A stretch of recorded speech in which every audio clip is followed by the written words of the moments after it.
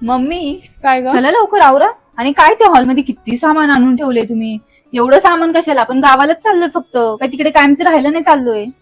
अगं हे बघ साडी, ते गावच्या माणसांसाठी आणलंय. मम्मी कशाला प्रत्येक वेळेस गावाला जाताना एवढं सामान घेताय? तुम्हाला कधी कोणी काय देत नाही आणि तुम्ही तरी कशाला कोणाला काय देताय? मग कोणाचं घ्यायचंय नाही कोणाला द्यायचंय नाही. हे बघ सायली, असा विचार कधी करायचा नाही की आपल्याला कोणी देत नाही म्हणून आपण पण कोणाला द्यायचं नाही. असं नसतं. आता आपण शहरावरून गावाला जातो, बरोबर की नाही? मग गावची म्हातारी माणसं असतात, लहान मुले असतात, त्यांना पण अशी असते की नाही की मुंबईवरून शहरातून येणाऱ्या माणसांनी आपल्यासाठी काहीतरी आणावं, किंवा त्यांच्या सुद्धा अपेक्षा असतात की काहीतरी आणलं असेल हा यांनी आपल्यासाठी. बरोबर मम्मी, खरंच. त्यांना आणि अजून दुसरं पाहिजे तरी काय? त्यांच्या चेहऱ्यावरचा आनंद बघून आपल्यालाही तेवढीच खुशी होणार आहे की नाही? हो. आणि असं पण आपण जेव्हा हॉटेलमध्ये जेवायला जातो तेव्हा असे आपले 2-3 हजार निघून जातात. मग त्यापेक्षा त्यांना दिलेलं काय वाईट आहे? आपण आता आपल्या मुलांच्या शिक्षणासाठी खर्च करतो, त्यांना खेळणी आणतो, त्याच्यावरती आपण खर्च करतो, तर त्याच्यातलेच थोडे पैसे वाचवून गावच्या लोकांना दिलं तर तेही खुश होतात.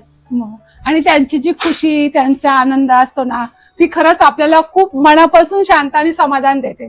त्याच्यामुळे ना नक्कीच तुम्ही सुद्धा शहरात सिटीमध्ये असाल आणि गावाकडे आपली माणसं असतील, त्यांच्यासाठी थोडंफार काहीतरी घेऊन जात जा. आणि आपण शहरातून थोडंफार त्यांच्यासाठी काही ना काहीतरी नेलं ना, आपला बँक बॅलन्स काही डगमगत नाही. त्यांचा आशीर्वादही आपल्याला मिळतो आणि आपल्यालाही समाधान मिळतं.